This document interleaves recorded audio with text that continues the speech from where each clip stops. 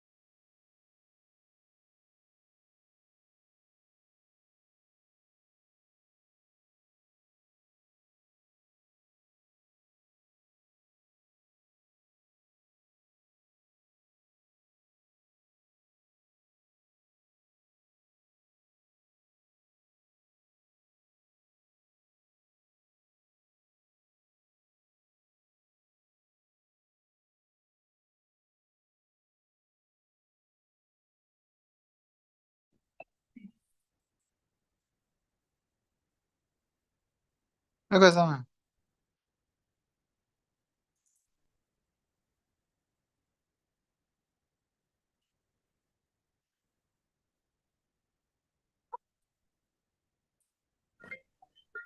Sama dia.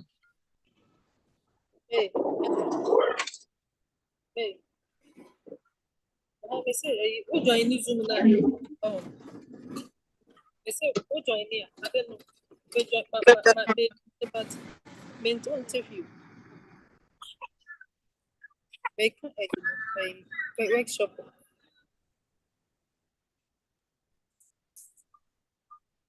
They said, let me there. Who join here? Who interview? And now, the moment, this way, what do?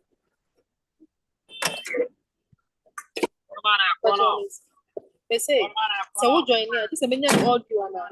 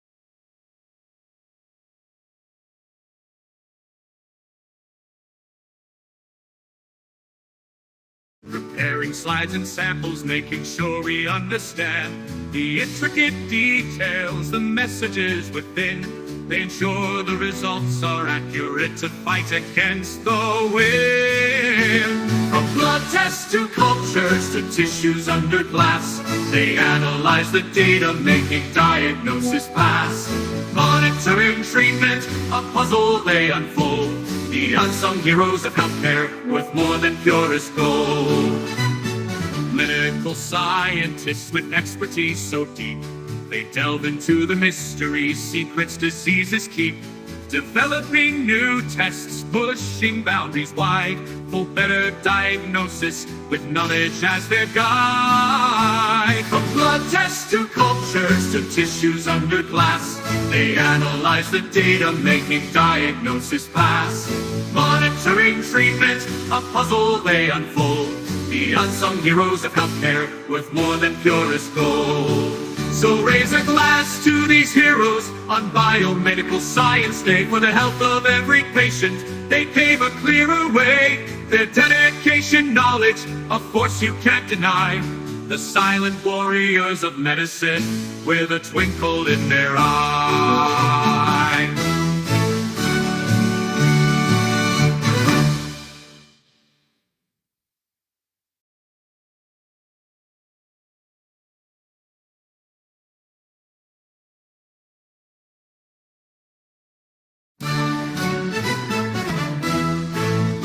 In the heart of the hospital, a different kind of fight. Not with scalpels or with stitches, but with knowledge and with light. Biomedical scientists, a team you might not see, but behind the scenes they're working for your health and for your glee. From blood tests to cultures to tissues under glass, they analyze the data, making diagnosis pass. Monitoring treatment, a puzzle they unfold. The unsung heroes of healthcare, with more than purest gold. Medical lab assistants with precision in their hand, preparing slides and samples, making sure we understand the intricate details, the messages within. They ensure the results are accurate to fight against the wind. From blood tests to cultures to tissues under glass, they analyze the data, making diagnosis pass. Monitoring treatment, a puzzle they unfold. The unsung heroes of healthcare, with more than purest gold. Clinical scientists with expertise so deep, they delve into the mysteries, secrets diseases keep. Developing new tests, pushing boundaries wide, for better diagnosis, with knowledge as their guide. From blood tests to cultures to tissues under glass, they analyze the data, making diagnosis pass. Monitoring treatment, a puzzle they unfold. The unsung heroes of healthcare, with more than purest gold. So raise a glass to these heroes on Biomedical Science Day. For the health of every patient, they pave a clearer way. Their dedication, knowledge, a force you can't deny. The silent warriors of medicine, with a twinkle in their eye.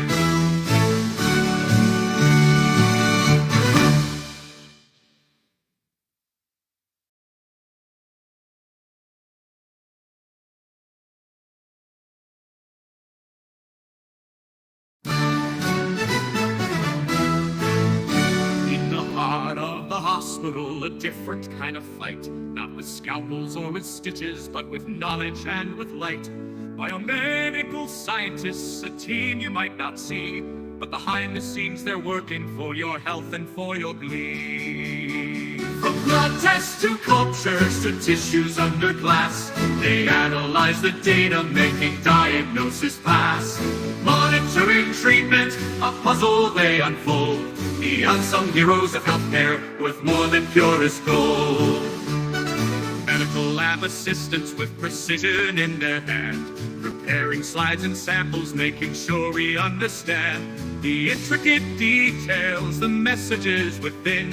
They ensure the results are accurate to fight against the wind. From blood tests to cultures to tissues under glass, they analyze the data, making diagnosis pass. Monitoring treatment, a puzzle they unfold.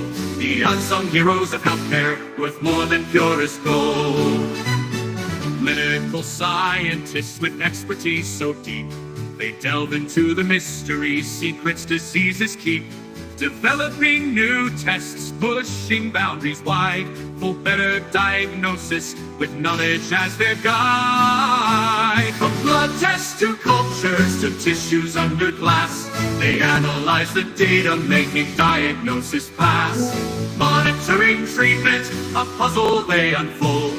The unsung heroes of healthcare, with more than purest gold. So raise a glass to these heroes on Biomedical Science Day. For the health of every patient, they pave a clearer way. Their dedication, knowledge, a force you can't deny. The silent warriors of medicine, with a twinkle in their eye.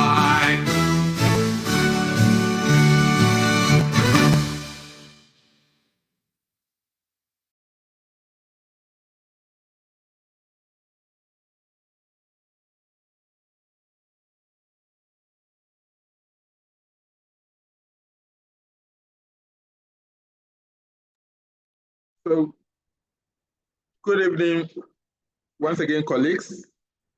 We are in day 8 of our presentation, and we welcome you to today's presentation.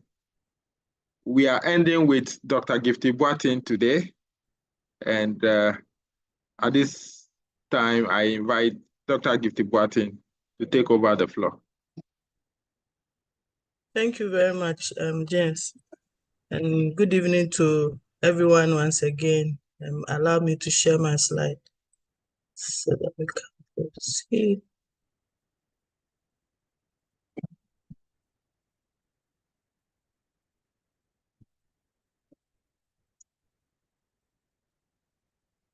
I'm unable to share.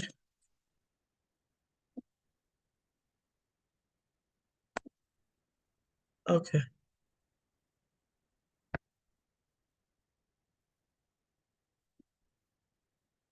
Okay, so good evening once again, and then thank you for having me this evening. We want to continue from where we left off yesterday. And so from Monday, we have been talking about the biorisk management. Yesterday, we went into the risk assessment and then the actors that goes with it. Today, we want to move into laboratory design and engineering control. And remember that engineering control yesterday was one of the mitigation measures for risk assessment.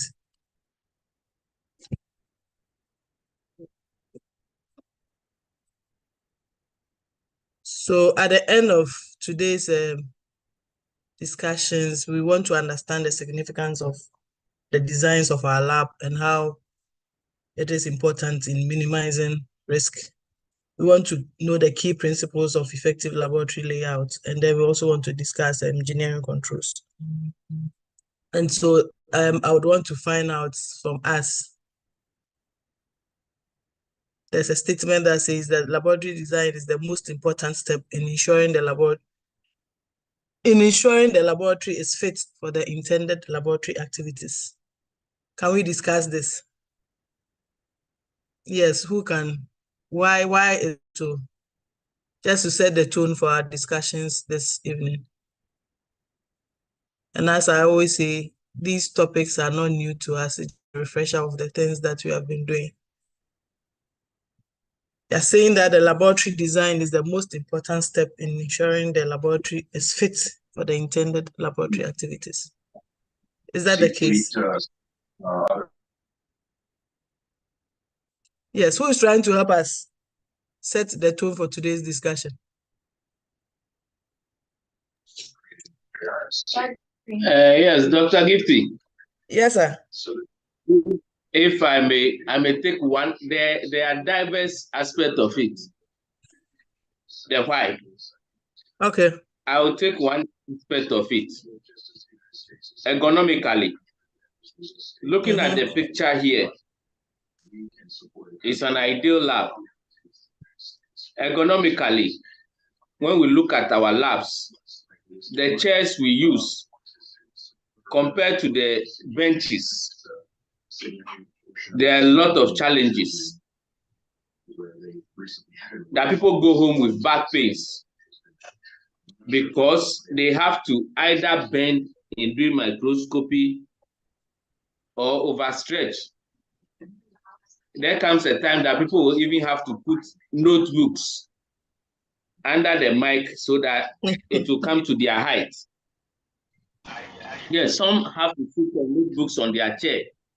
And by so doing, the long-term effect is health hazard to their spine. Yes. So ergonomically, it's not friendly, it's not good, it's not healthy. Good. That's one aspect. Yeah. Thank you. Any other? At least another person. I want to hear a female's voice. Good evening, Doc. Good evening. Yes, my name is Joshua. Okay. I would like to make a contribution to this statement. Okay, please go ahead. Yes, personally, I see the laboratory setup in itself as a tool for efficient service delivery. And so any tool you use to deliver a service, it should be the right tool for the right job. And so if the laboratory setup is not right, even the equipment that will be brought in to the lab will not be fit to be able to function properly. Even the stools and then the benches will not be able to fit into the laboratory space because it is not adequate or fit for purpose. So I see the lab in its entirety as a tool, and so it must be the right tool to be able to accommodate all other tools that is needed for efficient laboratory service delivery. That is my opinion. Okay, thank you very much. So this brings to your submission has brought into mind the fact that when we talk about laboratory design, we only think of the building. So as we proceed, let's try and see if we'll be able to answer some of the things that we've always have taught that is the laboratory design. The way you are talking looks like it's just the building. So let's proceed and see all the contributions you've made, how we are going to unravel some of the things that comes with the fact that the activities of the lab and the design should go together. And so we'll move on to talk about the importance. Why is the design important? So as a Reverend said, the activities we do in the lab, we have to perform them safely. We have to perform them efficiently. And then ergonomically, we have to do that. And so you need to design your lab in such a way that if you're talking about ergonomics, then you realize that it is not just the building.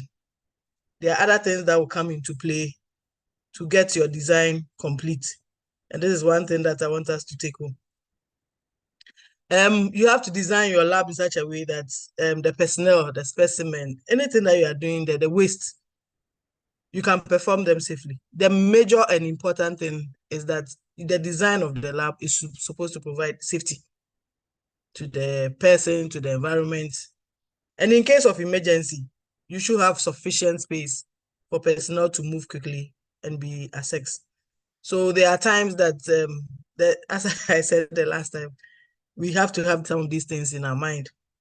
Also, it is important to have a very good laboratory design because hidden spaces and surfaces can be assessed for maintenance, cleaning, and then decontamination. And so you need to have adequate and accessible for the necessary equipment. I always say that my lab was built by a white man. So, Odrin Shekan as the one school's motto, Odrin Shekan. And so you will see that we have a bench in front of our reception. But then that bench is foldable because the person thought of when you are bringing in equipment, where will you pass? We have most of our labs that the design, because we only think of the structure. When equipment are coming, it becomes a problem. But we should know that these are part of the designs that we are going to talk about. So these are the importance for which we need to have a very good laboratory design. Sorry, forgive me. Let me push this step up. It keeps on disturbing.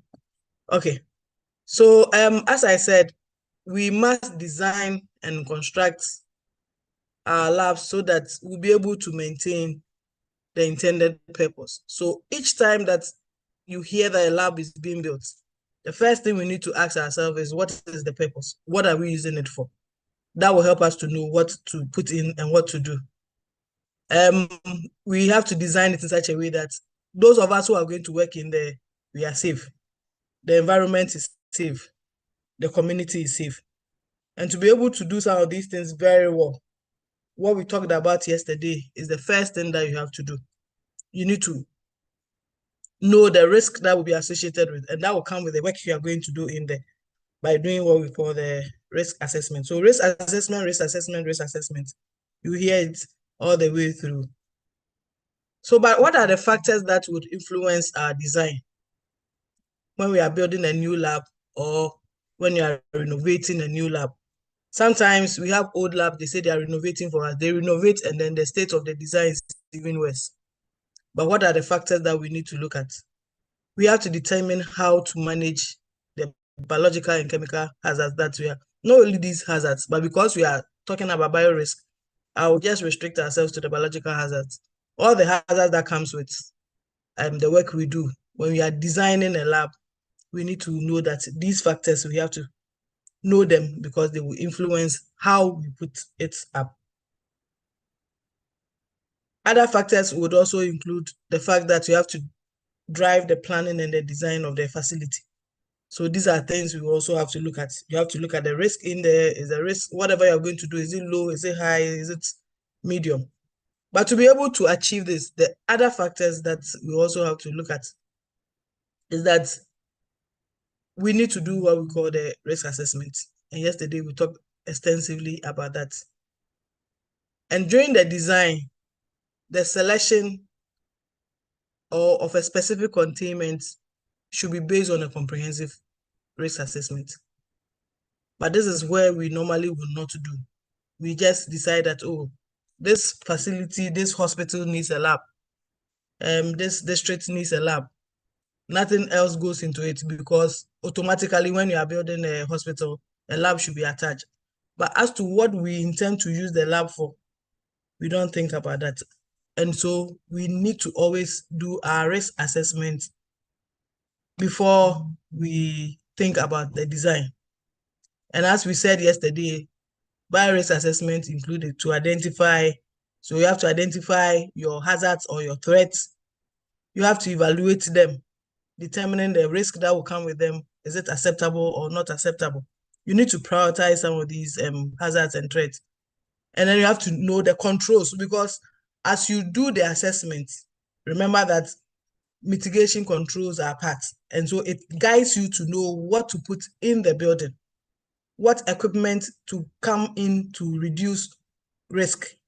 That is why it is important to do risk assessment. You need to conduct that before the design. And as you are designing you still have to continue to do risk assessment. Because when you start and you stop, there are certain things that will come up. And as you stop the risk assessment, when the issues crop up, you might not be able to see. So you need to always do it before and then throughout the design phase. The other thing, factors that you need to know or that would influence your laboratory design is the needs assessment. You have to define any other laboratory design features that is required to reduce risk. The facility needs. And here, this is where you have to look at all the equipment that you are going to use to reduce your risk, or anything that you need. And so please, as I started by saying, when we talk about the design, it is not just the concrete, the cement, and then the blocks. We need to also look at the things the equipment that will reduce, anything that will reduce risk. We have to look at it together as with the concrete and then the cement. So the principles. Now you are privileged to have a municipal director who says he wants to build a lab for you. What are the stages, or what are the principles that you need, or what are the things that we need to consider when we are doing that? The first thing is that we need to plan. And within the plan, we still have even a pre-planning phase. So before the idea came that they want to build the lab for you, something might have gone on. So this will include a pre-planning phase. You need to identify the need at the senior level. So it is someone who will think about it from the top. And then there should be agreement to propose a particular direction. So all these things are things that sometimes it is not documented, but they do happen before the proper planning starts. So if you look at the diagram that is on my right, the first thing that you have to do is to identify the purpose. The purpose. You want to renovate the lab. It was in a certain state and you want to renovate it. Why are you renovating it? What came into mind that you said, the way this one was, we don't like it, so we want to do it the other way? The purpose. And I always will bring my TB lab into focus anytime I'm talking about design. Reference lab, we used to do TB cultures. We were the ones doing TB culture with measured machines. So we had external assessors. They came in to assess the lab. And they said that because our place is enclosed, the safety there is very, very low. And so they will not allow us to continue. So we need to put up a structure that will increase the safetiness of the work we are doing. So then where we have our molecular lab came to force. They finished building, and still the things that we were to put in, it is a renovation. It is an additional structure that is going to increase safety. But they finished, and all the safetiness did not come to play. It was, even where we were, was better than that place, because the new one didn't have the eye wash station. It didn't have, I mean, it was just concrete. So then we asked ourselves, what was the purpose? The purpose was to increase safetiness. But here is the case that we finished and it was not added on. And so as we go through these stages, we need to know that the purpose is important. And so if you agree, then you have to select a team. Let me move to the next slide. When you get the slides, please, that's a structure you can go through to the end. So you have the purpose in mind. And it is critical that when you are at the programming and the pre-design phase, the most critical thing that we have to do is to assess all our stakeholders. But this is the phase that we overlook these things. We always will start from the one who has the money and how much he's coming on board with. But then stakeholder engagement, it is very, very limited. And when we talk about stakeholder engagement, we need to start from the owners, the one who has the money. Definitely at the program stage, you have to include the users, but this is where we are not also involved. You need to have an occupational person inside there. The one who owns it has to be there. The people who are going to build the thing. Peer reviews. Other people have done it before, so you don't have to struggle and do something that is not good. You need risk assessors. We've talked about that. Even risk communicators. This we normally would not even look at. Remember, you're going to put this in a community. You need someone who can talk to the community when it comes to engaging them to appreciate what is being brought. That is why sometimes we put up buildings and then the community rises up against it because nobody communicated to them what it was going to be used for. You need your safety, your security personnel, biosecurity. So somebody should come in to help us to know the security issues. The cost, you are going to design and then put money to it. Who is going to help you to give you a very good budget? Sometimes we start nicely, but then the components are not well budgeted. And so as we are going on and we are finishing, the quality and then the safetiness of the building is reducing. The equipment that has to be given to you, it is not there, just as what happens to us. So these are the things you have to do. After you have engaged all the people that you need to engage, you need to gather information. They need this information to talk. The stakeholders will need this information. So again, what are you going to use it for? Including your risk assessments. You have to gather that information. You need to know your local and national codes, regulations, guidelines. Do we have them? How did HEFRA says we should put up our building? If you are a level 2 lab, that is the purpose of which you are going to do. What are the codings? What are the regulations? Both locally and international, you need to find out. The space, you need to gather information. The organizational chart, this we don't look at it. Who and who are in this organization? What is the hierarchy? So that you create space for these people. Then you need to, all these things are not in isolation. Relationship, you have to draw together all the structures that you're going to do. The room type, the equipment type, the service need. These are things that you need to gather information so that it can guide you. And we do all of these things at the planning stage. Then you have to perform the risk assessment, the needs assessment. It has to be done. When we don't do this, we don't get a good.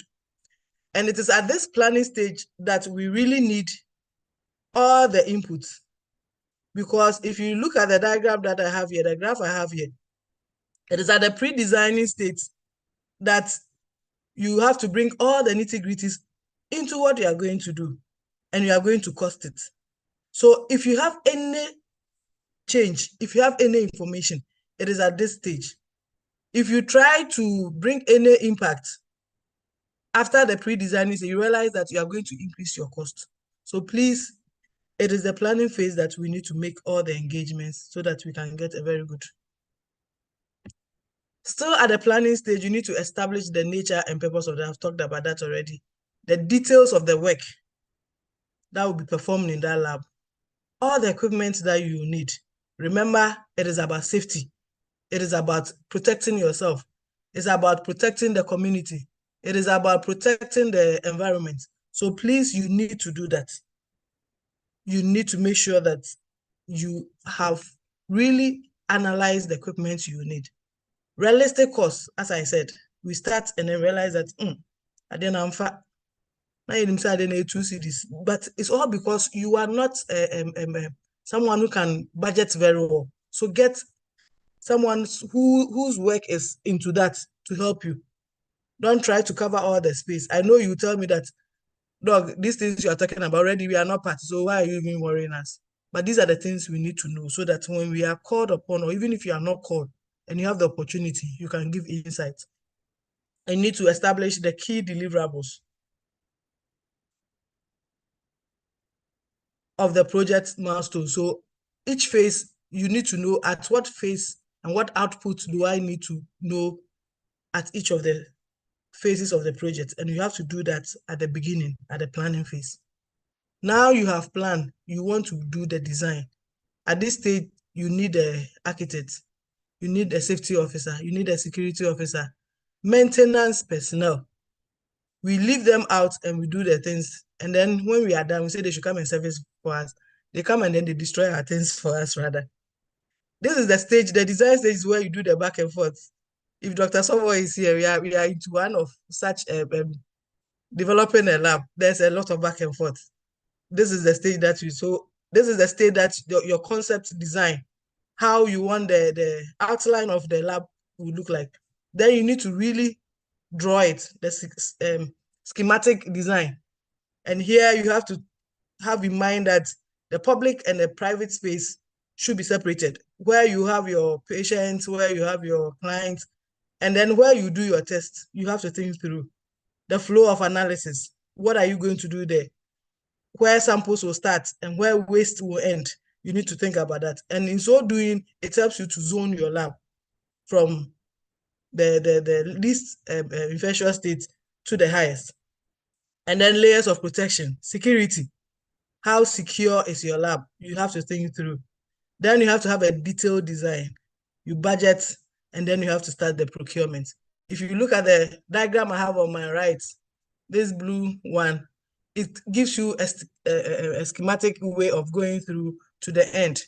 So when you have the slides, please take your time and then go through how you go through all of that. You have meetings, you approve, you disapprove. If you disapprove, you have to go back to the drawing board.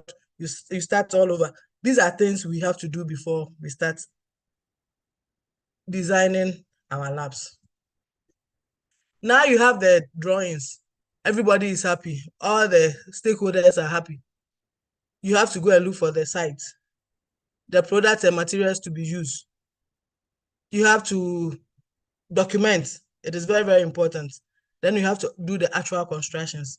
I'm rushing through these ones because at this point, you will not come in to do much, but then you need to contribute because then you will have to get someone whose business is to know the materials to even use.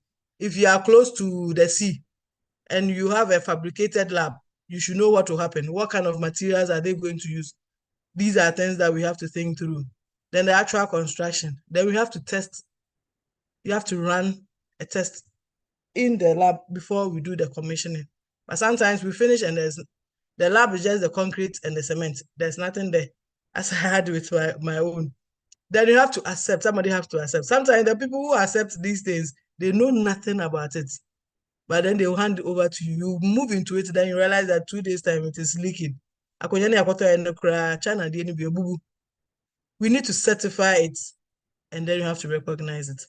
And so these are at the construction stage. These are the things that we would have to look at and then complete. Then we have to also make sure that the operations and maintenance, very, very important. you have to have a safety maintenance personnel, somebody's responsibility to see to it that the safetyness of the building that you have, the equipment you have in there, somebody's responsibility is it to take care of it. The design maintenance, we need to keep it the way it is. If they say that a filter is supposed to be at this place, whose duty is it to see to it that this filter is always maintained? Operational, the manuals, how are we going to, the equipment manuals, all the things that we have in there to increase our safetyness. The manuals, we need to maintain them and we have to keep them well. The maintenance contracts, do we have contracts with the equipment that are coming there? Even the building, if you have a P3 lab, the filters have to be serviced. What is the contract? When there's a breakdown, whose duty is it to maintain it? Or we will wait as usual, I bind there. We give you a lab in the next 3 days. Now, those are the things that we have to look at it. And we have to have a maintenance records and inspection. All these things are things that when we are done with the building, we move it. We have to have all these things in place. These are things that yesterday we went through, so I won't waste time on it. I just brought it for you to know that as we design, we are designing a BSL1, a BSL2, a BSL3. What are the things that will go into it? Yesterday we went, the first day we went, Monday, we went into it more details. So we just would brush through. But at the layout, this one I would want us to talk a little bit. I introduced you to it during the design. But the zoning is very, very, very important. Sometimes you have a very big room. How do we divide our labs in such a way that we are moving from the less infectious area to a high infectious area? Sometimes we move into the lab and we have no idea of how we have even arranged our labs. You have TB. As soon as you enter into the room, that is the first bench you see. You are faced with TB testing area. Then you move in, the next one is testing COVID area. Then the ones that are not infectious are rather behind. No, we need to zone our labs in such a way that the mind is to reduce risk. The workflow, we have big rooms, but our workflow are not correct. Sometimes they didn't build the lab like that, but it is your duty to see to it that your workflow is logical. You start from your samples, you move it through to the waste. And so as you continue to progress, you are moving towards the waste area. Where do you pass your waste that you generate? Where do you send it out through your lab? Is it the same place where the patients come? These are things we need to look at. Access control, the layout, how limited is your lab to the environment? As I said, you have to separate where you have your clients from where you are doing your testing. Emergency escape. Most of the labs we have, when there's emergency, in fact, there's no exit. One way, you come into the lab, you can't escape. These are the things that this one comes into the proper building that we have put in the construction itself, the building. These are things we need to look at. And these ones, the risk groups we talked about on Monday, are going to also help us to know how and what to put in our labs. We have gone through this, so I won't stress. So these are just diagrams of how a level 1, level 2, level 3 labs are. And this is a level 4 lab. We won't go into that. We have talked about all of these on Monday. But it is important to know that the designs, you are learning all the things we are talking about to come and do these designs. And so you need to know. So this table is a summary of all the levels of lab and then the kind of equipment or requirements, the safety levels. What do you need in terms of airlock, in terms of shower, in terms of anti-room, who needs what there? So a level 1 lab, for instance, doesn't need an anti-room. A level 2, the same. So these are things that when you also have, when you get the slides, you can just go through the inflow air, HEPA filters, all these things. Level 1 doesn't need, level 2 doesn't need, but some of them, it is at the desire of the lab. If you know the work you are going to do in there, the purpose of your lab, you can have some of them there. But these are things that we need to look at and then see how we can use it to support when we are building a lab. Now that we have talked about the more of the flow had to do with the design of the building, but now we want to talk about the safety equipment. And so we talk about containment equipment. It is a term that we use to describe the methods, the practices, but for here, we are interested in the equipment that we use to manage our biohazard materials in the lab. The purpose, as we have always said, is to reduce or eliminate exposure to the people, environment, and then to you yourself. Placement of the primary containment devices, that is the equipment. It is a simple but yet very, very critical aspect. And normally we have the equipment, but we don't even know how to place them. It is very, very important not to only have equipment, but how to place them and how to maintain it is critical. So we would want to talk about these types of equipment that helps us to reduce risk. We will talk about the biosafety cabinet.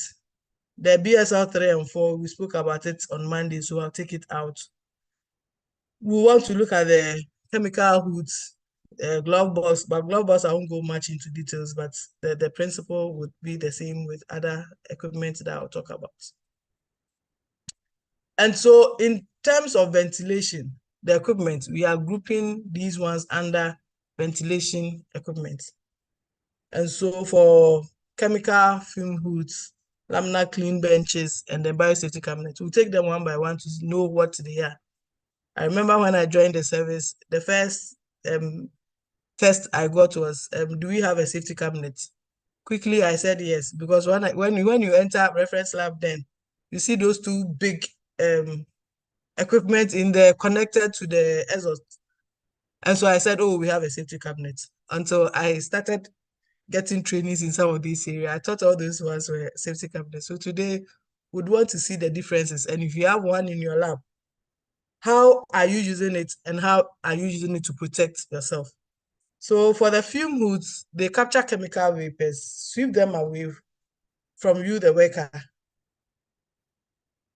No environmental or protection. So if you are working in a chemical fume hood, you just, the worker just gets a small protection, not from biohazard, but from the chemicals that you are producing. So chemical hazards, you are protected, but it doesn't protect the environment. And the product you are working on, if you have a sample in there, it is also not protected. Protected. Laminar clean benches also offers protection only to the product. We'll look at it and we'll see the difference. It doesn't have any personal protection or environmental protection. So we will have to look at what a laminar clean bench is. Then safety cabinets. Safety cabinets, there are 3 classes. Then within the class 2, we have the A1, A2, B1, B2, and now they've added a C1 also to it. So we'll take the fumes. Basically, these are cupboards or hood connected to a duct with a fan at the far end, and it pulls air out of the hood.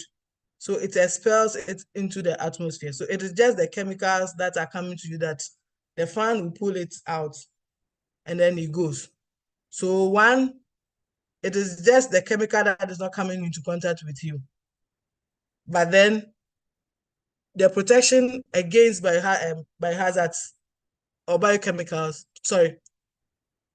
biohazards you don't have, but for biochemicals you do have. So the primary method here is to control the inhalation exposures to the hazard or any toxic chemical that is coming onto you. The laboratory worker or the researcher is protected, as I said, because of the dangerous gases, but not because of the organisms. And so how do you use it to make sure that you get that full or best protection? If you are working with chemicals and because you have a fume hood, you just place it at the tip of the opening, you are not well protected. If you put it in the middle too, so you need to push it very far to the end, the one that you see here in the green space, that one you are protected. Now I want to talk about the laminar flow, or what we call the clean benches. This one would give a product or sample protection, as well as it will prevent cross-contamination. So how does it work? What it does is that there's a HEPA filter here, or sometimes a fan, that blows air from the environment through to the top, which will remove all the biological or non-biological materials in the air here. But what you should know is that if you have a chemical fume or a biohazard agent and you're working on, as the air blows through the filters and it is clean, it rather pushes the air onto you, the worker, who is sitting by the laminar flow. So that is why it doesn't protect you, the human being. So normally for such benches, we use it in the molecular lab, where whatever you are working on, you have already reduced the risk of the agent you are working on. You've added alcohol to your things, you have killed the organism, you have attenuated them, and all of that. Then you can use these things. So those of you who have these clean benches or laminar flow in your labs and you are using them as a safety cabinet, you should know that as the air blows and then it pushes the air over the product you are having, if you are using it for agents that are hazardous, you are pushing all these agents onto you. If you are using it for chemical things, you are pushing all these fumes onto you. So it is not safe to use it as a safety cabinet. Okay, so when we get it, we can see how. So now let's move to the safety cabinet. So for safety cabinets, yesterday, I think it was Monday, we're talking about the negative air pressure. So it has a negative pressure that purifies the bench, which the operator can carry out all manipulations in that space. It protects you, the worker, it protects your product, and it protects the environment. But what we have to note is that for the class 1, it doesn't protect the product you are working with. For biological safety class 1 protects you, the worker, and then the environment. But if you have something like maybe you are preparing drugs or maybe some beverages in the food industries or in the pharmaceutical companies, if you have a class 1 safety cabinet, for such products, they want it to be clean. And so if you use a class 1 biosafety cabinet, the product you are working with, it will not be protected. But you, the personnel and the environment is protected. But for the class 2, the personnel, the product you are working with, and the environment, they are all protected. So what are the elements that makes a safety cabinet different from the laminar flow and the fume hoods? There are 2 elements that really help them to protect the human being, the environment, and then the product. The first one is the airflow. There's an inflow and then there's a downflow. That negative pressure pushes in air into the safety cabinet. And then there's also what we call the HEPA filter, the high efficiency particulate air filter, which filters about 99.97 of the particles, and also with particles of about 0.3 micrometer in diameter. So if you convert the dots, you are saying about 100%, but you know even 0.001 is something when it comes to safety.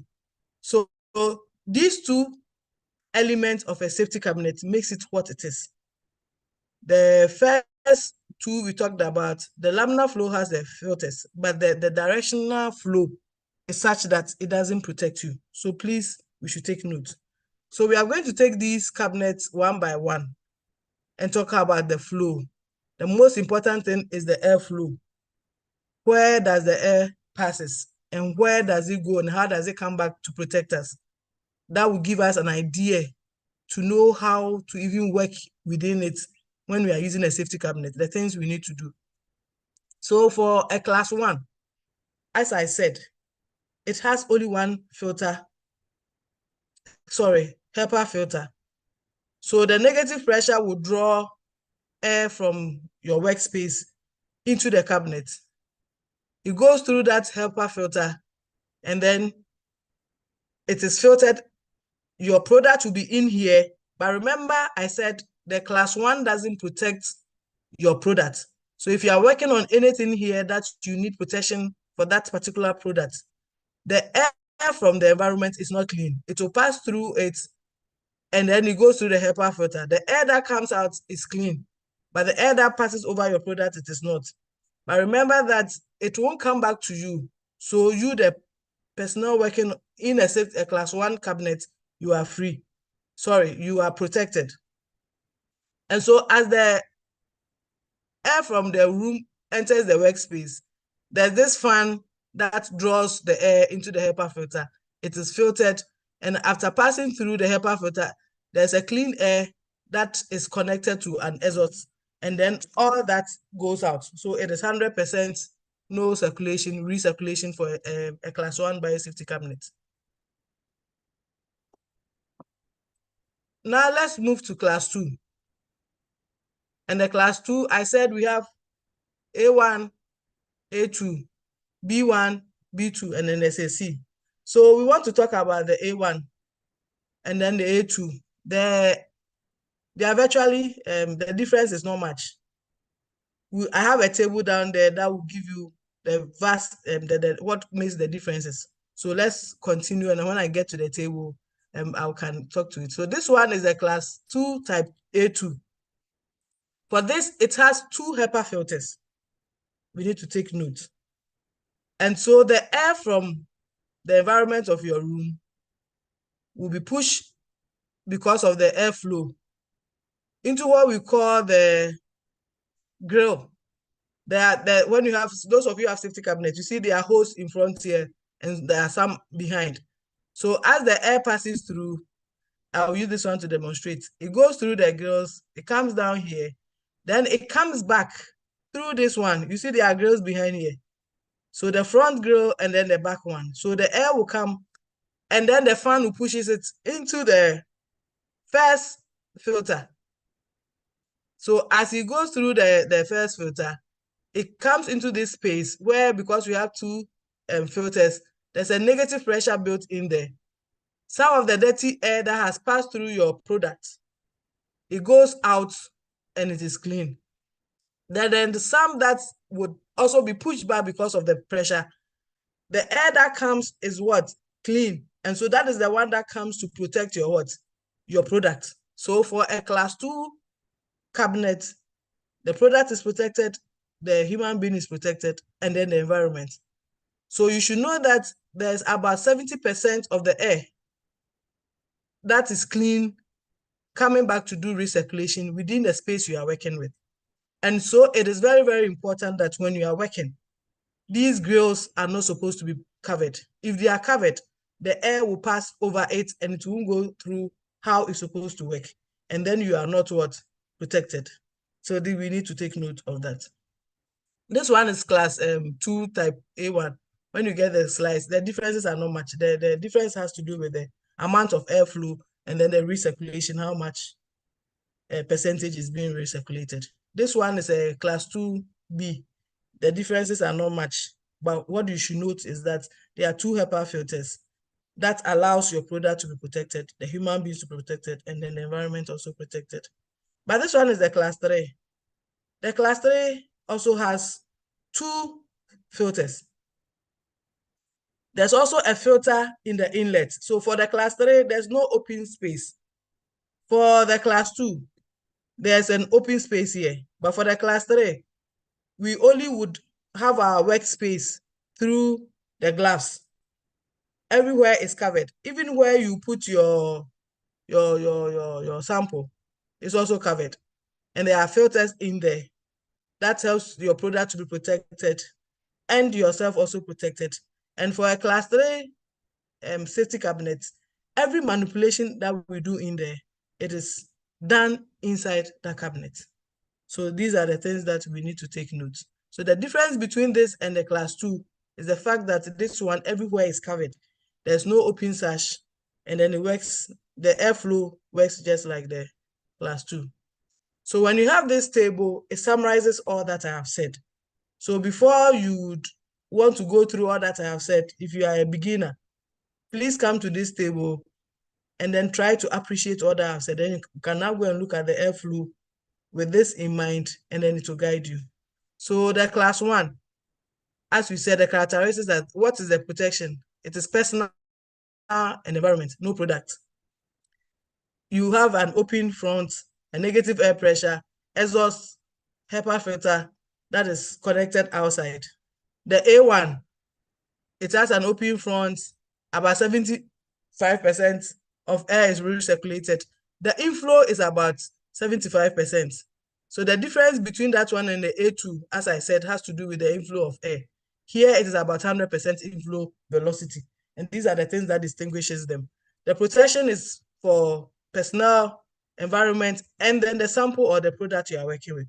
So when you go through, the difference between the A and the B has to do with the fact that one is ducted outside, and then the A1 or A2, it is not wholly, depending on the choice, some of them are connected, some of them are not. But for the B, all of them are connected or ducted outside. And so you can use it for chemical work as well. So these are the things that we have to know. For the 3, you don't have open front. Everything is what? Enclosed. Double HEPA filter. And these are the things that, so if you are confused, please come to this table, acquaint yourself with all the things I've talked about. Then you can then go back to the airflow. Now you have your safety cabinet. You know the types. So now you can recommend which one they should give you and which one they should not give you. We want to talk about some of the precautions. What do you have to do when you have a safety cabinet? The layout. How do you work in a safety cabinet? We are saying that you need to work from clean to dirty. You're clean from your left, you're dirty on your right. Please, if you are a left-handed person, this arrangement has to change because then it will inconvenience you.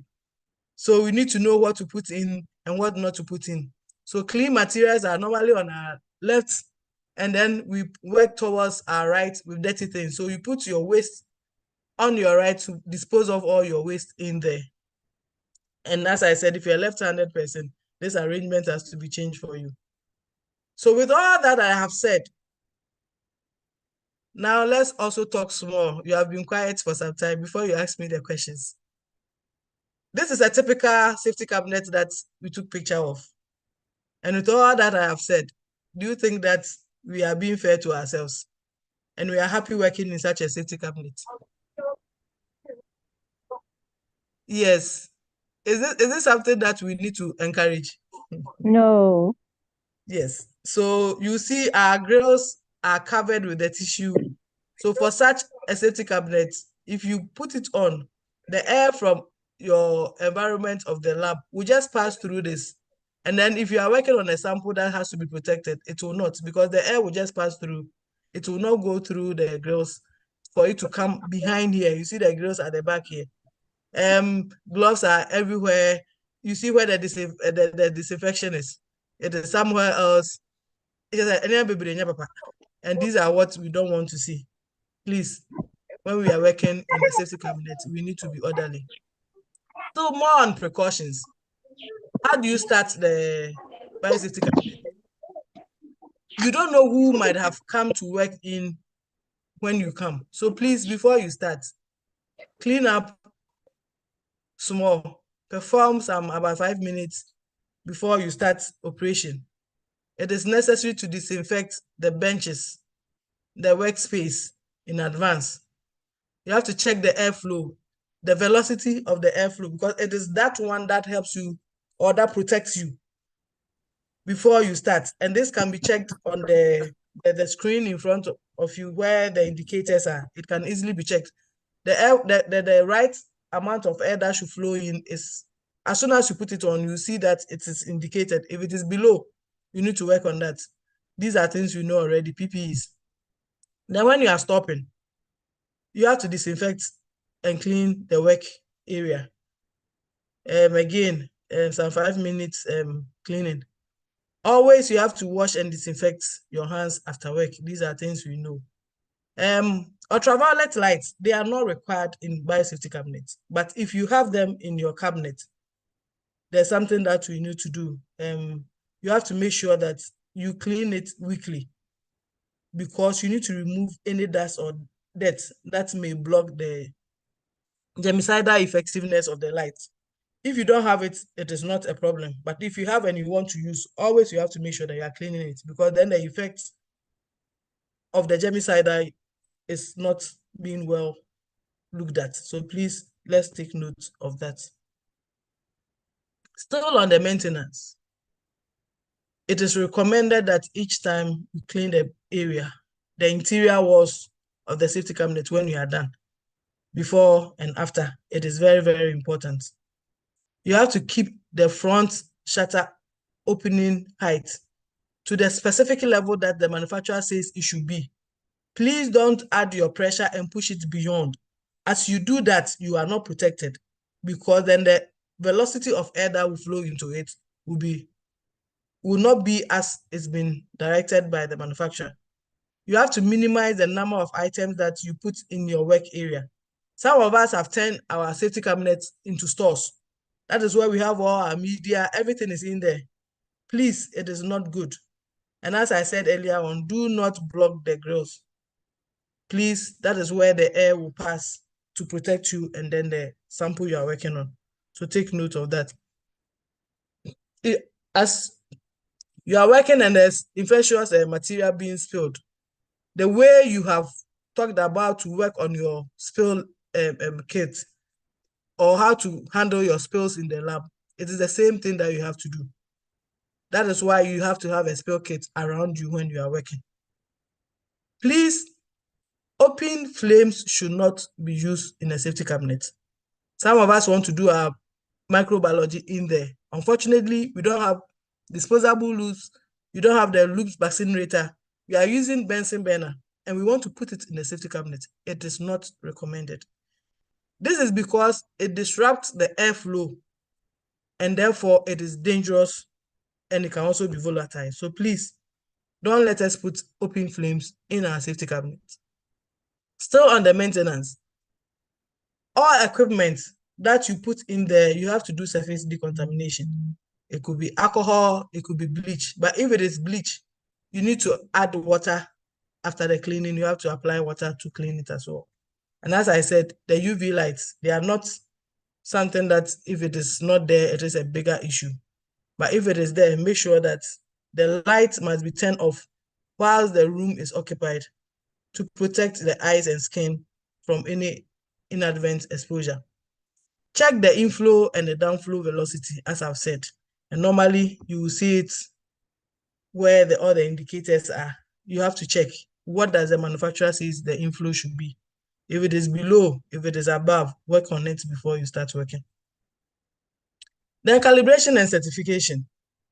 The safety cabinets. It is important to certify them. It is important to calibrate them because of the airflow. The manufacturer had given us how the velocity, how it should be. It has to be checked.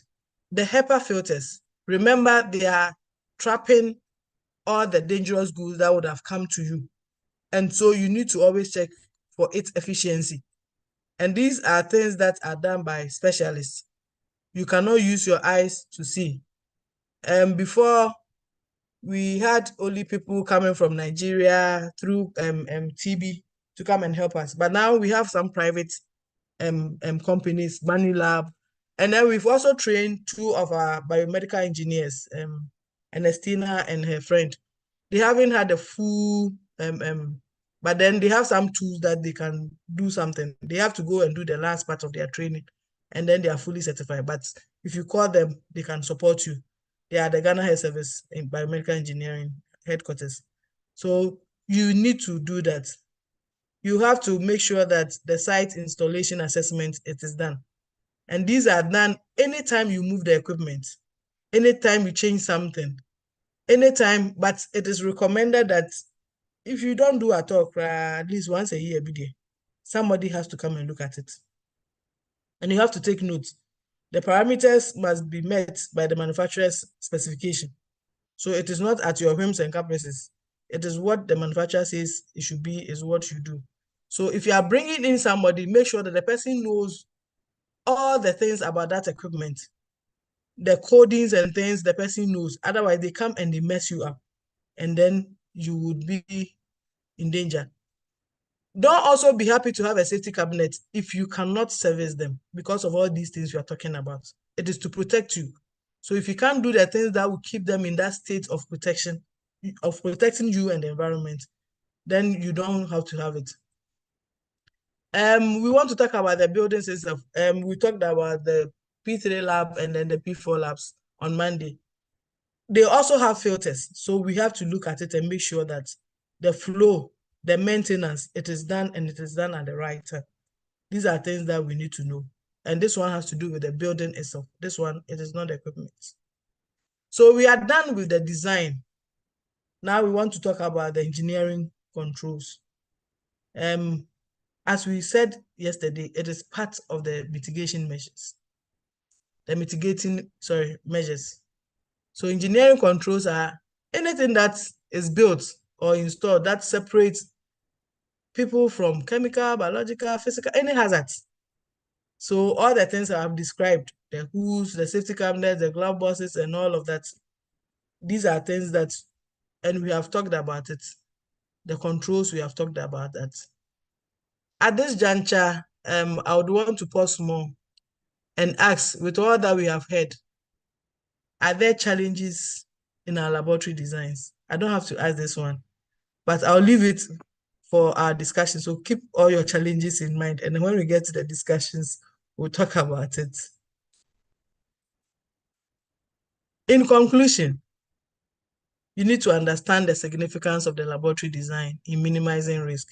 Again, the purpose of our design is to protect us, the environment, and then the community. So if the designs we have, and I know we are going to lament a lot because we've gone around, we've seen what we have, but let's use some of these discussions to improve upon what we have. You have to explore the key principles of the effect of laboratory layout, which we've talked about, the planning, the design, and all of that. You need to also discuss the role of engineering controls. We've talked about that. The types of biosafety cabinets and the features. That should help you to know which one to select, depending on what work you are doing. And you need to plan out the layout of the lab. These things, if you don't plan, it will not happen automatically. Thank you very much. These are resources that you can get to talk the way I'm talking this evening, if you get the slides. Thank you very much. Any questions? Thank you very much, Dr. Boatin, for the insightful presentation. So from the summary of your presentation, what I understood is that the purpose or the goal of laboratory design is for us to provide a space that is safe for the personnel, safe for the work activities, safe for the environment, and safe for the purpose of the work we are doing. So thank you very much. And so, Dr. DJC, are you around?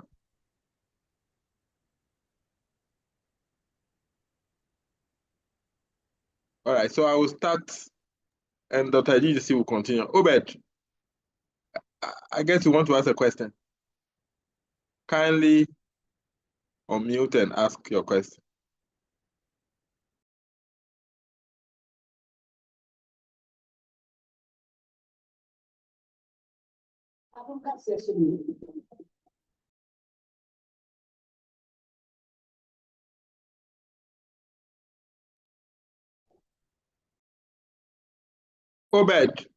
Obed Esiedu. All right, so as we wait for Obed, any other person who want to ask can ask a question.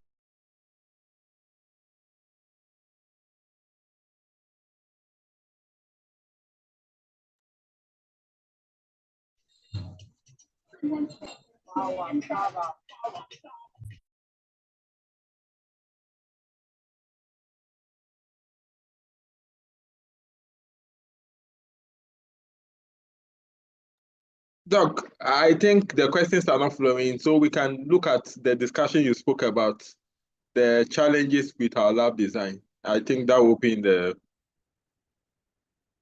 floor for questioning.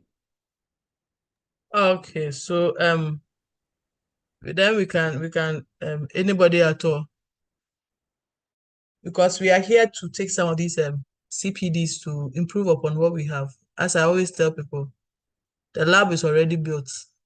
The best is to renovate entirely, but they are saying no. But there's something that we can do at our level, especially sometimes even the layout. You go into some of the labs and then the waste, there are boxes all over our workflow.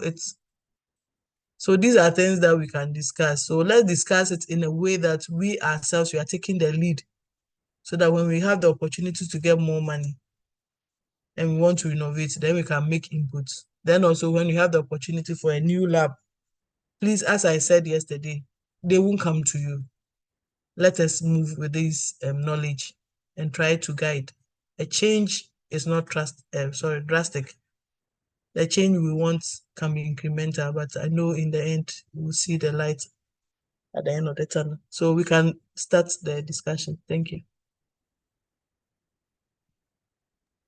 Right, so colleagues, the floor is open. We want to discuss the challenges in our current lab design. And even if there were previously challenges, how you were able to overcome those challenges and redesign your lab, you can share with us and we'll learn from you. So you can unmute. If you are unable to do, you can also type in the chat and we'll read your comments. Thank you.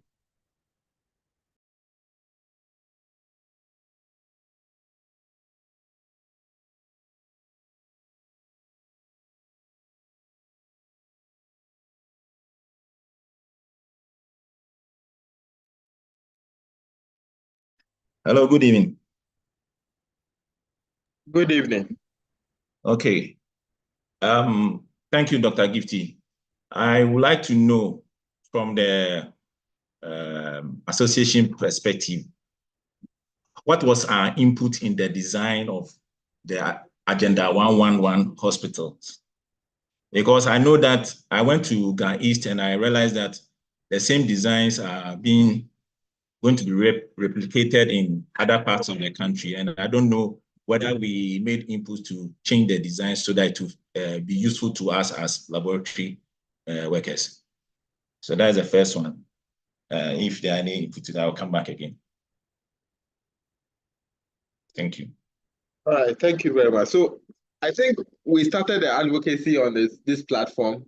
In one of the presentations of Dr. Boatin, she mentioned for us to take a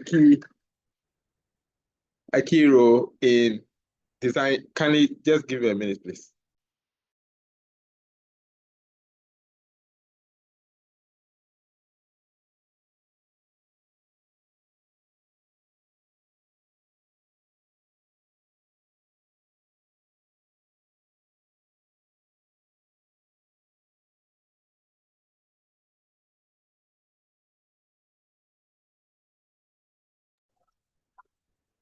Sorry, I had to communicate with one of our technical team. So we started the advocacy here where Dr. Boatin advised that at the facility level, let us be interested in the structures they are building. The challenge with the Agenda 111 project is that the project is very political, to the extent that when you contact regional directors, regional med lab scientists, they are able to tell you what they know about the projects. Most of them have not been, almost all of them have not been contacted or consulted in any way. And so we are told that it is a special project of the government, and we've written to the ministry, and they even responded that they don't have idea about who is managing the project, which we see as a major challenge. So we would recommend that the facilities that are benefiting from this project should start writing to their management to ask questions about it. we should not wait until the buildings are completed and the design is poor, it cannot fit our work processes and the intention or the intended purposes, and we'll be in a mess. So that is so far what we have done and the outcome of it. Thank you.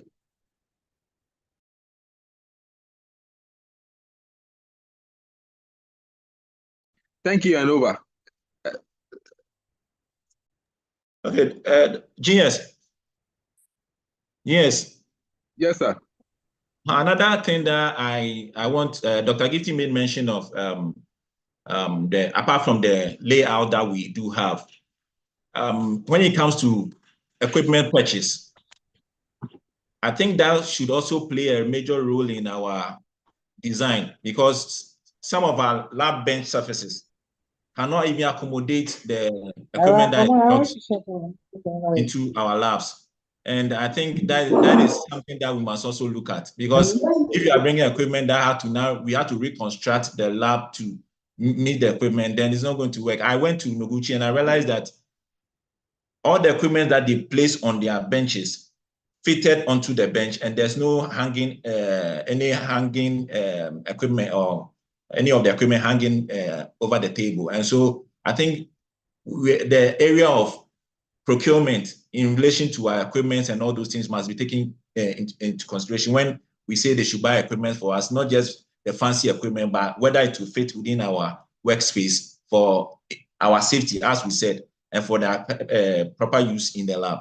Thank you. All right. So thank you very much. And so that also goes back to us again. I remember I had the opportunity to be assigned by one superior of mine to assess or to contribute to an infectious disease center they were building. And the same issue happened where there was no lab person represented on the project. When we did assessment and look at the design did not fit for purpose. So they had to go and cut some part of the building and go.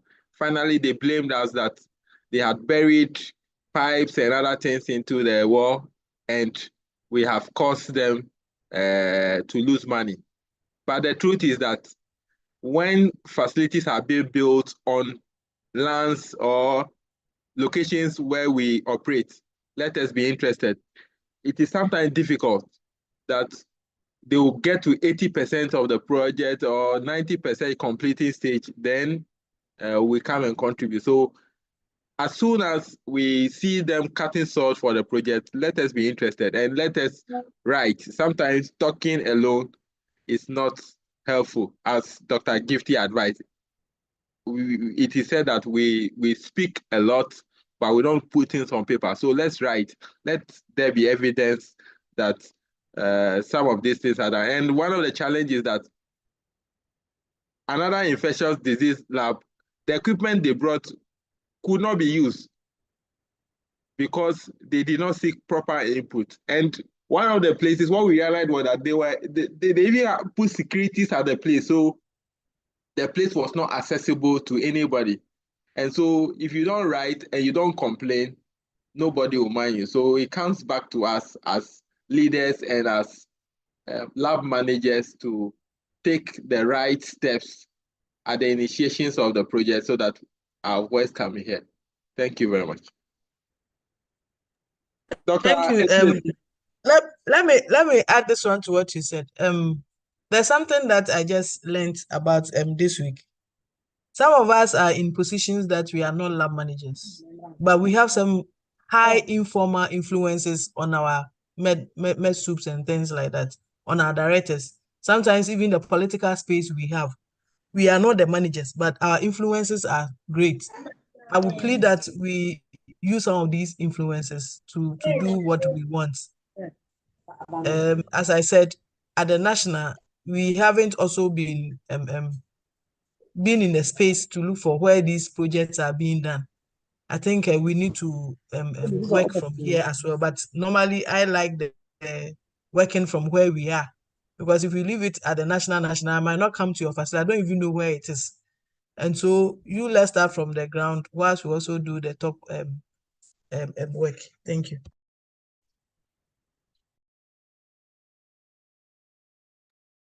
Thank you very much. So at this point, I'll hand over to Dr. Dennis Edijesi if he's around. And so, Jennifer, kindly ask your question and then Dr. Edijesi will take over. I think Dr. Sabo will also want to contribute to the discussion, but he's having challenges. He will join us soon. Jennifer, kindly unmute and ask your question. Okay, thank you very much. Doug, I also want to know, even with the standard safety cabinet, if you happen to find yourself in a one-box laboratory, kind of a very big hall, and if you just shorter walls to demarcate the various units, and with even a standard safety cabinet, I want to know the level of risk to the personnel working there, and if there is that higher risk, then what can we do as we wait for authorities to do something about the building? What can be done immediately, temporarily to help in the safety of the personnel working there as we wait for higher authorities to renovate or demarcate the laboratory well? Please, what can be done? Yeah, thank you very much. So again, normally it is just by mouth that we complain about some of these things. With the discussions that had gone on from Monday, can you get a team to do an assessment of where the things are? There's a video that normally when I teach this, I show, but because for the sake of time, I'll add it for GM to share with all of you. It even tells us how to even place the biosafety equipment. When you are working, you have to have like 1 meter apart from whoever is walking behind you, because all of that affects the airflow. Anything that will affect the airflow. If you are in a lab where you don't have air conditioning, but you have a fan, and sometimes because of the heat, the fan is just directly towards you, it affects the safety cabinet when you are working. When you place this safety cabinet opposite air conditioners, it is something else. When you place them opposite doors, as they open doors, they also affect it. What can you do? Can you get a team to assess all these things we are talking about? This is just an introduction to what safety issues that we are facing in our labs and what we have to do.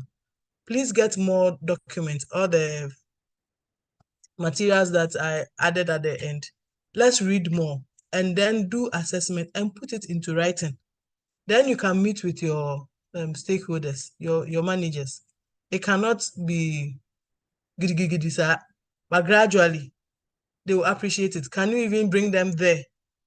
Can you do a presentation to them with the risk assessment you do? First, you submit to them. You try to get them and present. Sometimes reports, they won't write. Is it possible that you can do a presentation and present it to them for them to know the effect that it is having on you? Where you can even cite instances of people who are working in that particular area. And this is also the problem, that we don't document the occurrences that occur there. There are times that you realize that even the people who work around there constantly, either they're having headaches or something like that. We don't document these things. So to gather data and information to help us to do our advocacy, sometimes it's not there. And then the environment we find ourselves. So let's do some of these things. Anytime that I teach this, Dr. Summer will say that, Dr. White, don't finish and let people say that they won't do TB again. It is not about that. And there's one thing that when we had COVID, Prof. Ampofu said that really hit me.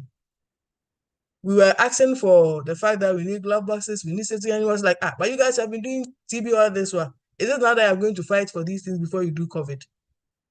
And these are things that we've been quiet for a long time, but it is high time that we do the right things so that we are protected. For me, I always cite our colleagues who are going down with diseases, and some of them also die. We need to take note of some of these things. Thank you. Thank you. Dr. Edijesi, are you available now?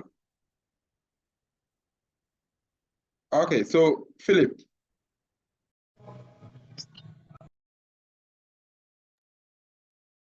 Hello. We can hear you, please. Okay.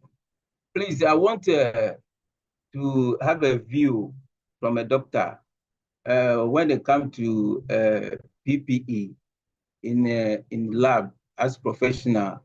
I'm that type that like beer. I like it to grow.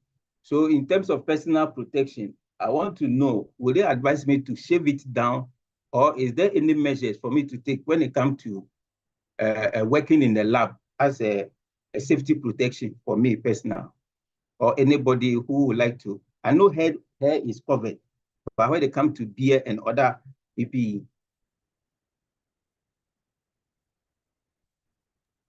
This one is to all of us. So. Yes, I want to have a view on that. Thank you.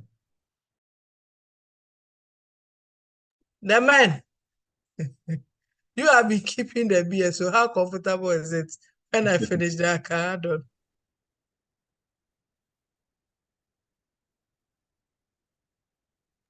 So I think this is an open question, and we can all contribute to it.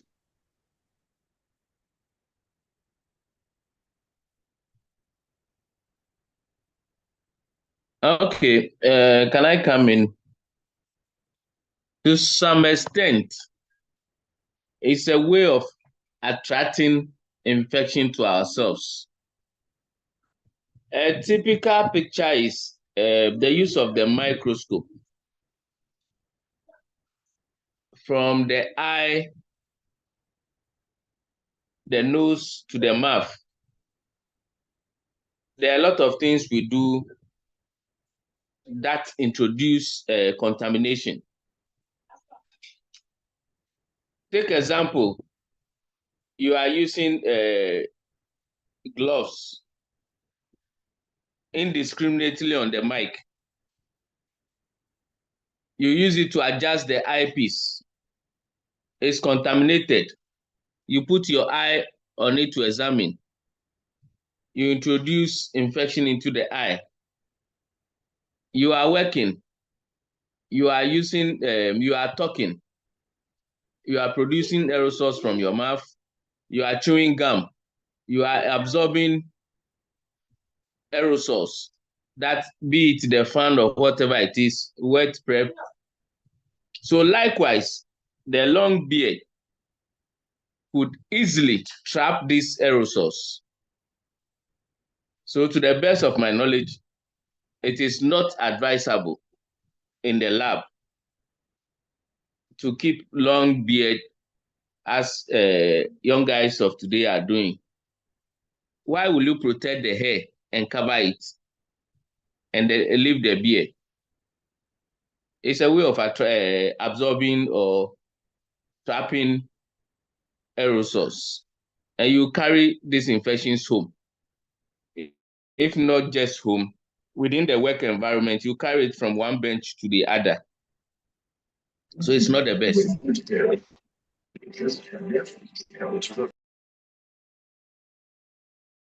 Okay, thank you.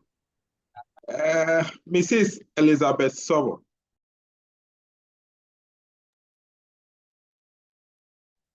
Good evening, everyone.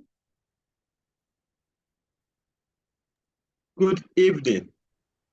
I just want to say that the issue about the new labs being built without the consulting the lab is problematic, because in our view, I mean, I've worked in some few labs, and I see that those are not actually labs.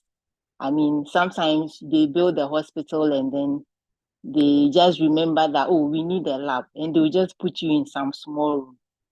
It's very good that we are going through some of this biosafety stuff. I think that it will help us a lot in terms of reorganizing some of the, like somebody put it, one box lab.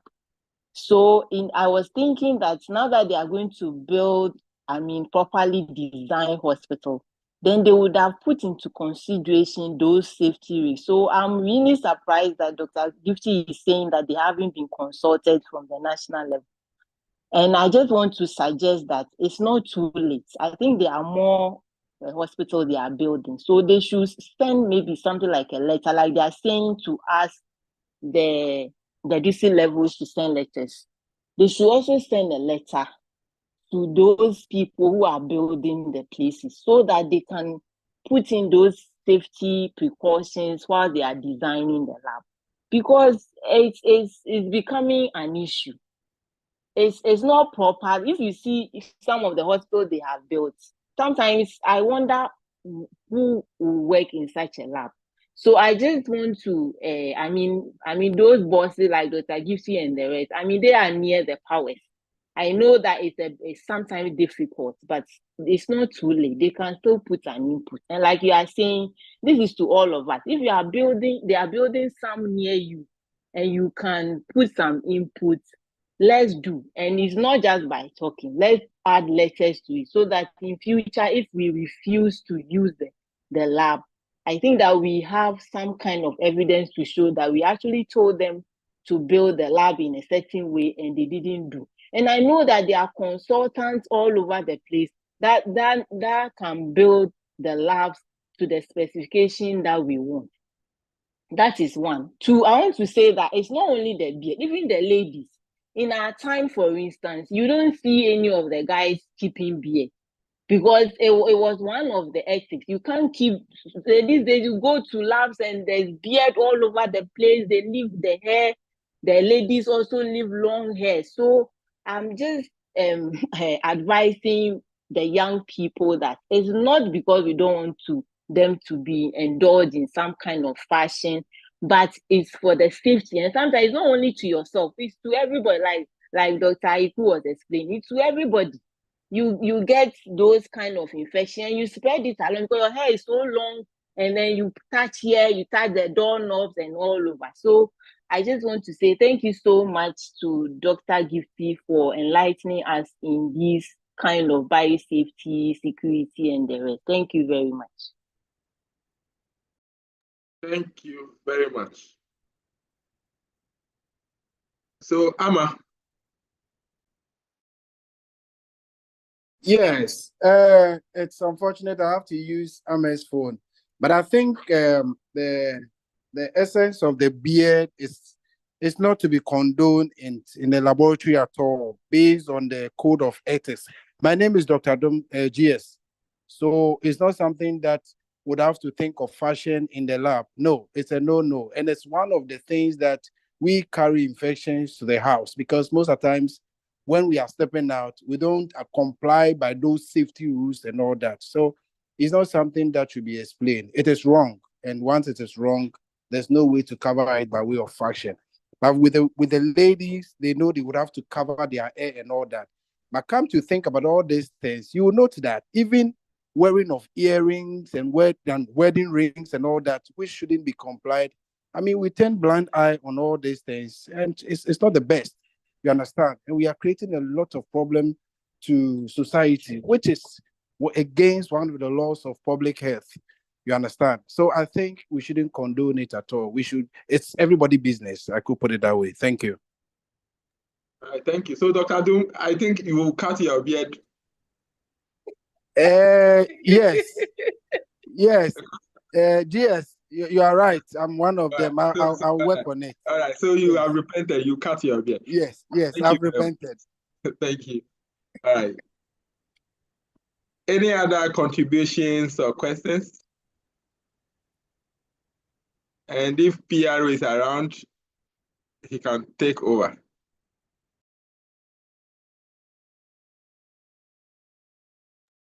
Okay, so Dr. Samuel sent me his contribution because he's facing challenges.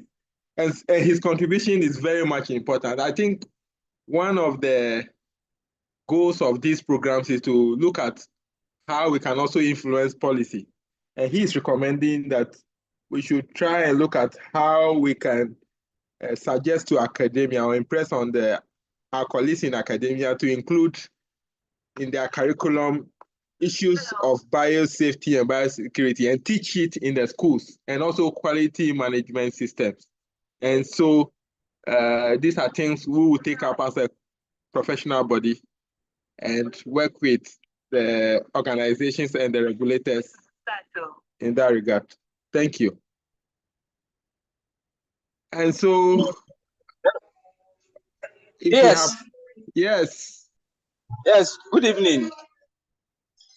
I have something small to say. Can I go ahead? Very well. Yes. So I'm very happy that we are going through, or we've gone through this program, and I think that those of us who are leaders in our facilities or heads of labs, let me put it that way, when most of the time when because these labs have been constructed already, when changes are going to be done, we are consulted. However, when sometimes we encounter, or sometimes when we make suggestions, and you have senior colleagues coming in and not being emphatic on what, or standing by what some of the things we have said, it brings us back to say where we don't want to be. Let me give a typical example to make my submission clear. I remember in time past, when I was posted to my facility first, I was insisting on a safety cabinet, and my administrator then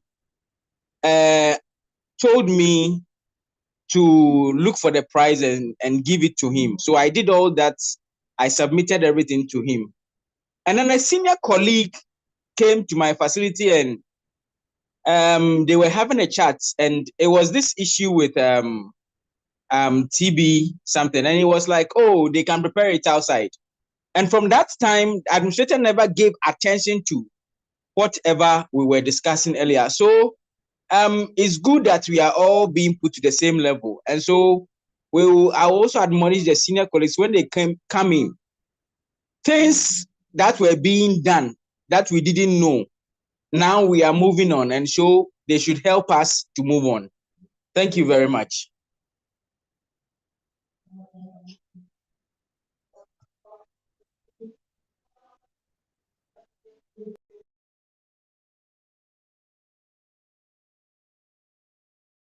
All right. Thank you very much, Chairman, for that. I think it behoves on all of us to support the profession. I think some of these things are out of ignorance, and so we are learning to relearn the wrongs, and so we would also not do that. We'll support each other, and so let's work on that. Michael.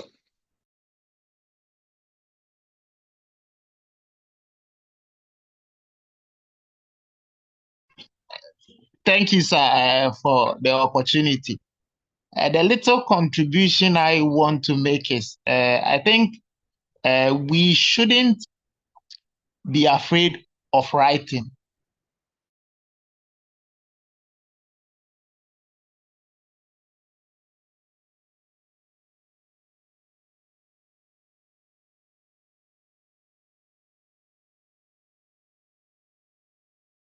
Dr. I met him one time and we were discussing the work, and I was telling him my challenges. And he told me that I shouldn't be afraid to write. And anytime I write, I should reference my previous letter that action hasn't been taken. And I think that decision, I think after 3 letters, referencing the previous that actions hasn't been taken, administrator like that, and there's a problem. He knows that there will not be any way for him to get out of the problem. So they will heed to it and work on it. So we shouldn't be afraid of writing. Write politely, stating the facts. And if time passes and they don't attend to it, you reference the previous letter that you've written. And I think they will get to solve some of our problems for us. Thank you very much.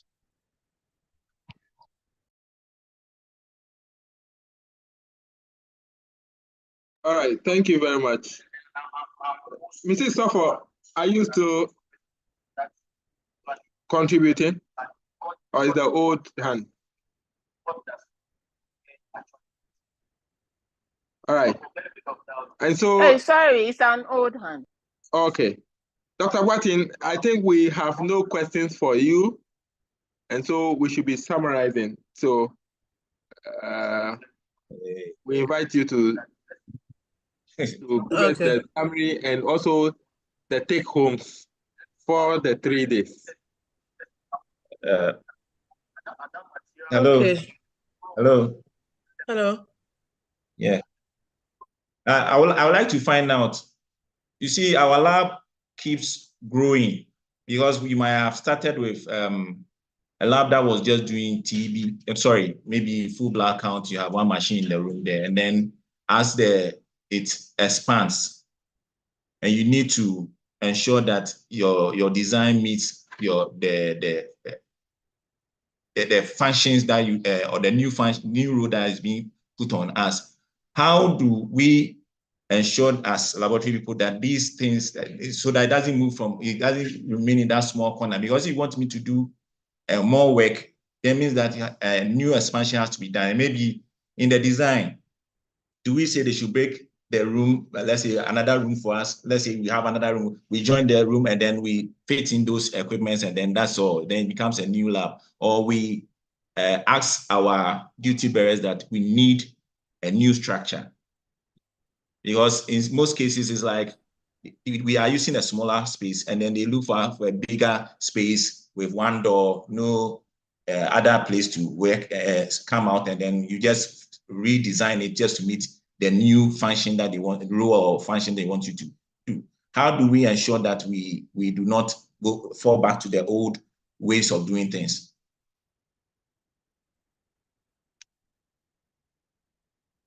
Thank you.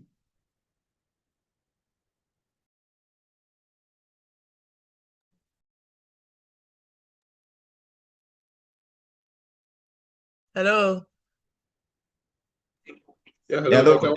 Yeah, so I'm asking that because sometimes as our district or our lab or our hospital expands, they want the lab to do other functions. You said we should be categorized according to our function, but in some cases, they start with only full blood count, BF, and then with time, they want them to do other tests in addition to what, depending on their laboratory capability in terms of personnel.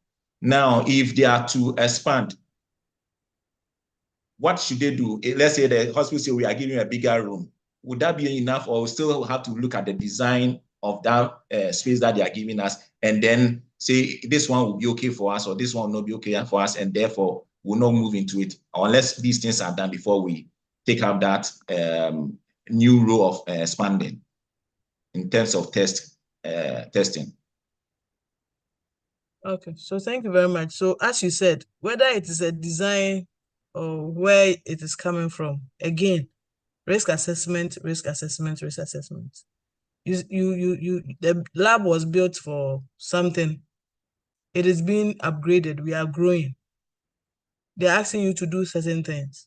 You need to assess what are the risks. With these risks that I'm going to add on to what I'm already having, can I mitigate them? Do I have what it takes to reduce the risk? If it is yes, you accept. If it is no, you need to document it, and then you try to explain and advocate for them to know that because of A, B, C, D, you can't do that. If you'd want to do that, they should do 1, 2, 3 for you, and you are ready to work. You document this, you share this, everybody is happy. As I told you, when we had COVID, we didn't just start saying that they say a level 2 lab can test, so we too want to test. We had to do risk assessment. And when we did, we realized that there's the need that we are going to generate aerosols. We are going to do that, we're going to. Do we have what it takes to contain these things? We did, yes, we had them. So we said, okay, then we want to start. So we started. These are things that we have to do technically. And it is something that our strengths are not too much in that area. So it makes it difficult for us to just say that we won't do it when we have not done our part. Mostly it is even with the lab who go out and say that, oh, this lab is testing this. Well, me too, I want to test that. That lab has this machine. Me too, I want some. Without even assessing the risk. I was happy when you said that some of the equipment we bring, they sit on the edge of our benches. Security, safety. How do you even clean it well? The space between the equipment and then the bench. How do you manage that space? These are things that we have to set up. For me, anytime that things like this comes up, I'm not in a rush to blame the top. I try to work from where I am. What can I do differently? Once I'm able to do that and then changes are coming, then I can push up to the other people who are beyond me and get it solved. So this is what I want to share. If there are no questions, then I'll take the opportunity to summarize all that we have said these 3 days. Unless there's someone who wants to any clarification or contribution. Otherwise, can I take the stage and then? Look, I think you can because there's no. Okay. Yes. So I just want to take this opportunity to thank the leadership of our association for having the hope in me and also knowing that there's something we can all share and learn together. I'm grateful for that opportunity. Of all the things that we have said, some of us it is new, some of us it is not new. My take-home message is that safety starts from us. It is our responsibility. Don't let us see it in the light of, oh, okay, manager bi ejuma, penny bi ejuma. What can you do at your level? I remember when we had some of these trainings with the regional teams. There was one lab that was a health center. And that guy made a profound statement. He said, Madam, you say I should go and buy fire extinguisher. I don't have one. If I go, I know they won't buy for me. But I've seen that I can use sand and bucket. It might not be the best for the work we do now. But at least when there's a fire outbreak, that sand and buckets can start something before the quarter one will come in. So let's try and see. We are of age, but the people that we are working, our stakeholders don't know we are of age. So let's start from where we are. And as I said, these are just the introduction. There are so many documents that we have. We spend so much of our time on phones. Can we reduce that one and equip ourselves more in these areas? Association just gave just 3 topics. There are so many other topics under safety that we need to know that will guide us to speak to our management well informed. When you talk to them and they know you understand what you are about, they listen to you. So I'll plead and I'll ask that as we progress in our profession, let's try, and then when we hear some of these things, continue to update the knowledge. I was happy to hear the comment that came from Dr. Sovo. I haven't really engaged myself in that space of academia, of the topics that are taught by students. I taught for safety. It was well taught. It was QMS I knew we were trying to get space for that. But if these things are not there, a lot of us have influences there. A lot of us also do some locum there. Can we push for some of these things? Because when you are coming out of school and you have these knowledge, and you come and it's not being practiced, you can make a change. So I would also add my voice to that call that we try to engage from where it's supposed to start from. On that note, I'm grateful to all of you for opening your doors for me to come to your homes from Monday to today. And my doors are not closed. I am at the reference lab. Anytime that we need more support in the area of maybe physical support, anything, it is public health we are doing, it is lab work we are doing. Please do not hesitate to contact us, and then we'll be of help.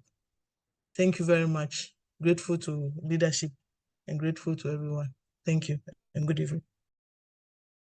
Thank you very much, Dr. Boatin. We are grateful for accepting to share your knowledge with us. And this is not the end. We'll come back and look at the next steps and also other areas we will have to cover in subsequent CPDs and other presentations of the professional body. We are grateful. And so, Dr. Igu, any announcements for us? Yes. Yes, sir. Pierre, kindly, I've been looking for you. Yeah, I know. I signal you that I was a bit engaged, but just to express our gratitude to all those who have helped with the presentation, sharing their knowledge. Our Director of Public Health Lab, we most appreciate and cherish your presence here. In fact, when we have some of you around, it speaks a lot to us. So thank you for coming. And I just want to sincerely express our appreciation to the Gamls membership. When we started this, yes, the subscription on the Gamls TV was 291. And now we've made it 901.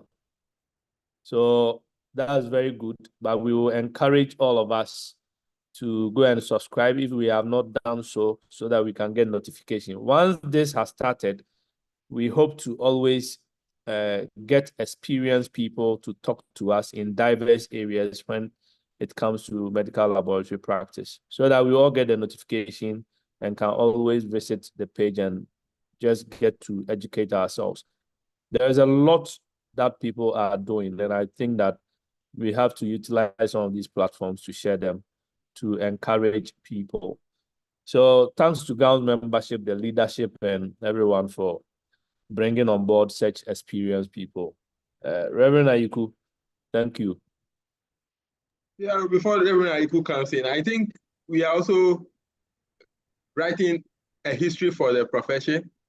Years to come, the internet will have this history, and people will appreciate that you presented in a program and it is on the internet, you contributed and it is on the internet. So let's participate, let's contribute, let's like and share the page.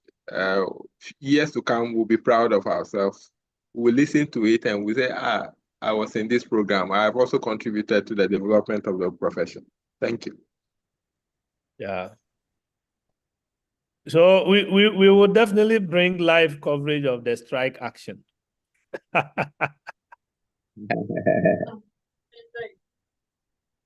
Okay. Dr. Edujesi, thank you. Dr. Gipsy, thank you very much for these 3 insightful days teaching. We are so grateful. Folks, we have 2 more days to go.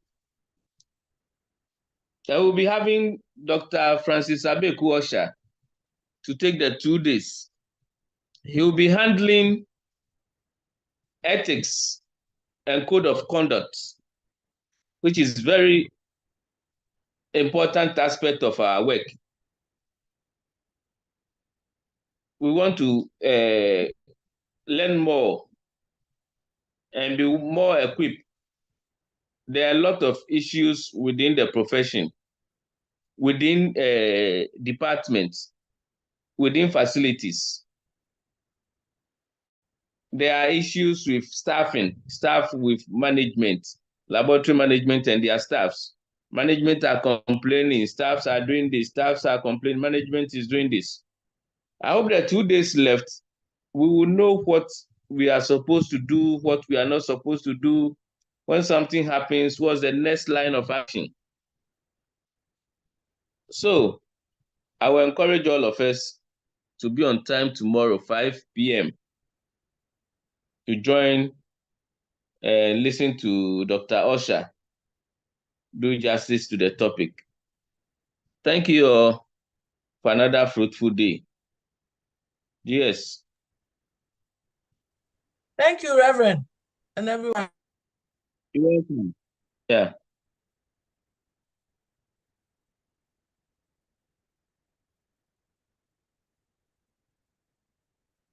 Yes, are you there? Yes, I'm here. With stitches, but with knowledge and with light. Okay. Biomedical scientists, a team you might not see, but behind the scenes they're working for your health and for your glee. From blood tests to cultures to tissues under glass, they analyze the data, making diagnosis pass. Monitoring treatment, a puzzle they unfold. The unsung heroes of healthcare with more than purest gold. Medical lab assistants with precision in their and the code of conduct of our slides and profession. samples, making sure And the we team understand of care the intricate they owe details, the to the messages public. within. How we can They protect ensure the the results public are accurate to fight against from the wind. From blood tests to cultures to tissues under glass, they analyze the data, making diagnosis pass. Monitoring treatment, a puzzle they unfold. The unsung heroes that come there with more than purest gold. Clinical scientists with expertise so deep, they delve into the mysteries, secrets diseases keep. Developing new tests, pushing boundaries wide for better diagnosis with knowledge as their guide. From blood tests to cultures to tissues under glass, they analyze the data, making diagnosis pass. Monitoring treatment, a puzzle they unfold. The unsung heroes of healthcare with more than purest gold. So raise a glass to these heroes on Biomedical Science Day. For the health of every patient, they pave a clearer way. Their dedication, knowledge, a force you can't deny. The silent warriors of medicine with a twinkle in their eye.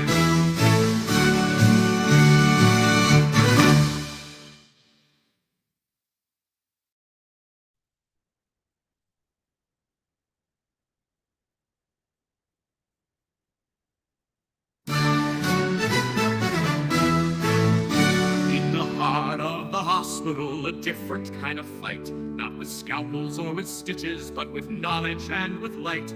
Biomedical scientists, a team you might not see, but behind the scenes they're working for your health and for your glee. From blood tests to cultures to tissues under glass, they analyze the data, making diagnosis pass.